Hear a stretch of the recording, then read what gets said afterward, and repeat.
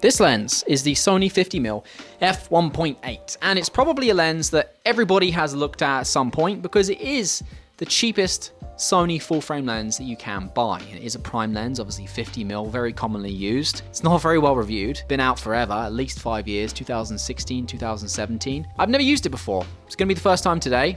Want to see how it fares. Can we use this lens in 2022? If you've just picked up an A7 IV or just getting into the Sony full-frame world, you're wondering how it is, that's what we're trying to figure out. And I'm using a new mic. This thing. It's a Sony something. Bunch of numbers. Wireless. It's like a Rode Wireless Go, but it's Sony's version.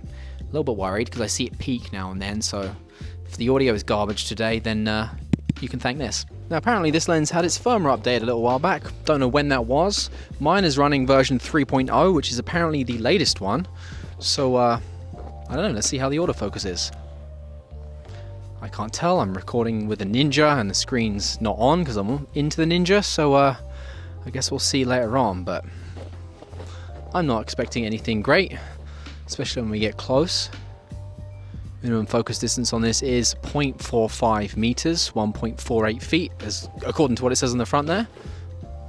How's this mic? Is it working out? Is the eye autofocus working correctly? With the A7 IV, it's the latest and greatest tech that we have. It's going to perform better on this than it should on any other Sony body, potentially. I just went in and checked, and it seems to be working great. I don't know what all the fuss is about. So A7 IV is what we're using. Transition speed is 5, subject sensitivity is 4. So we're like, not at the top level of what we could be at, but we're at f1.8, and the eye seemed to be sticking to me. Like, what about if we walk away? Turn back around. Does it get my eye? Jump out the frame.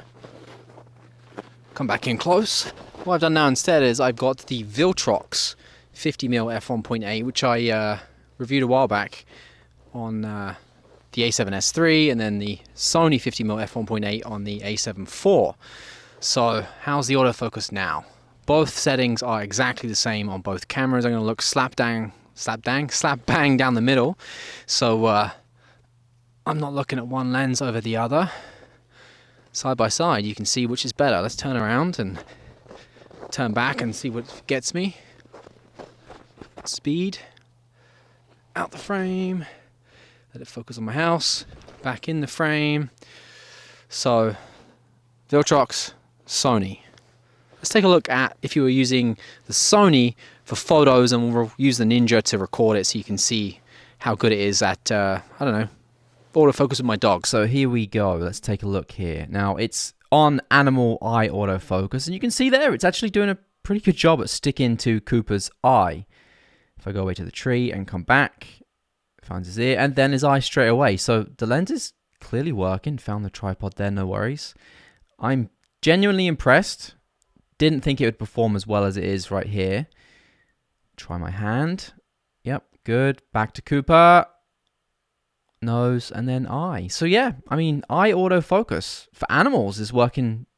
It's just fine, like great. On the tree there, a couple of other little examples. Back to the house. Autofocus is quick, it's snappy. Here's a couple more examples. Just looking at a tree, out to the rope there. Super quick to focus. It knows what it's doing. Like, it's, yeah. Like, I'm impressed. I didn't think it would do as well as it has done here.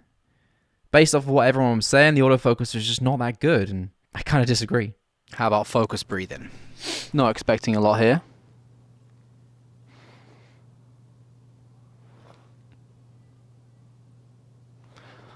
I can't really tell. I'll let you be the judge for that. So yeah, I think for $248, this is actually a pretty solid lens. So much so I actually trusted it to shoot this whole talking head segment. So everything you're seeing now in the studio here, shot like this, is with the 50mm f1.8 at f1.8. Now there was one strange issue which I found, which I'm going to demonstrate on the screen right now. Aperture's below 7.1, nice and fast, but as soon as you get to 7.1, something changes in the lens and it takes a split second longer, and there seems to be some pulsing, some focus breathing there, and you can see it goes all the way up, all the way through f14, f16, same thing, f18, f20, and then f22, all the way. But if we drop right back down, go all the way back down to f5, it goes away.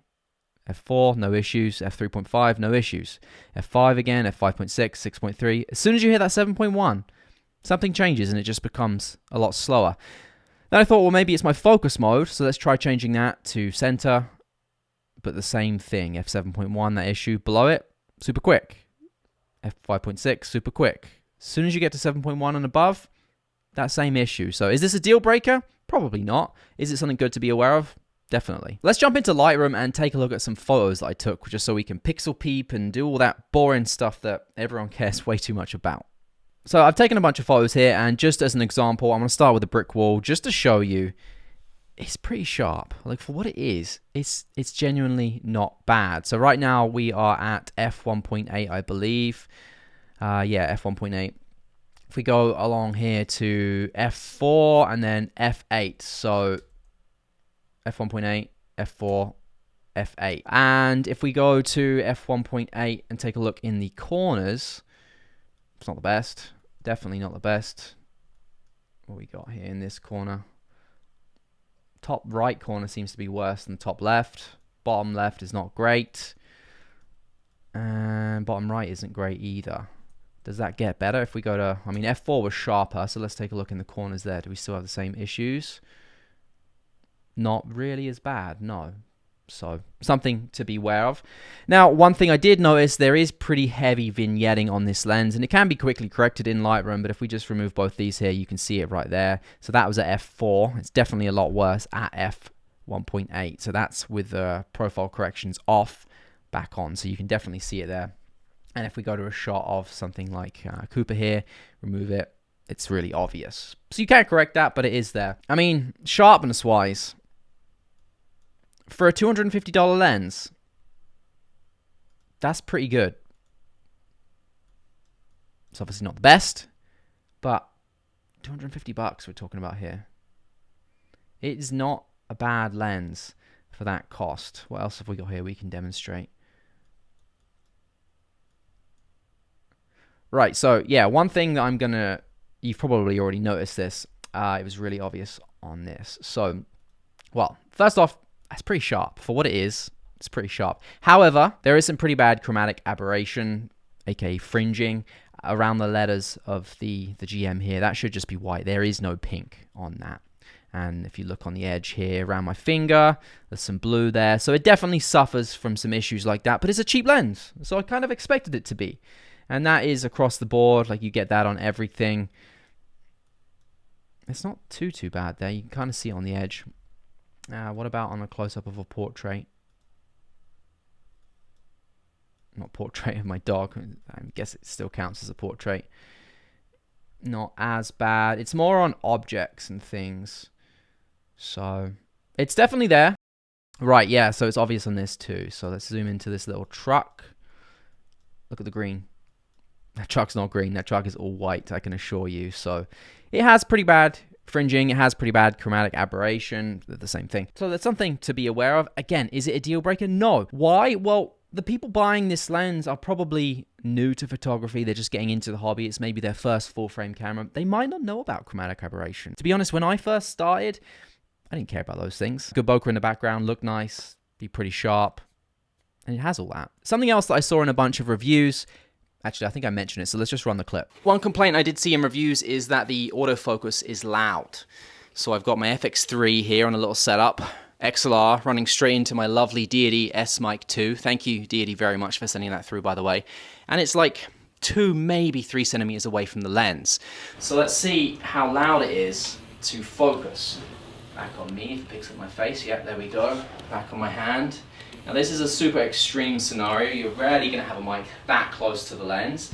A better one would be if we put the little Rode Video Micro on top of the camera, get it set up so that it could hear me in a situation like this, and can you still hear the focus motor as I'm moving in and out of frame? So let's try that now. Okay, so now as you can see from this setup, we've got the Rode Video Micro on top there.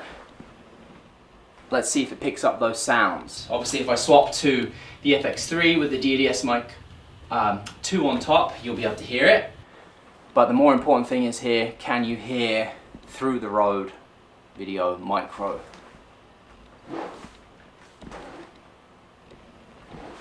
Do a little test for you. So if this is a concern you had about this lens, this should help justify whether it's going to be usable or not. Chat about build quality, because obviously cheap lens, it feels like a cheap lens. It's super, super light.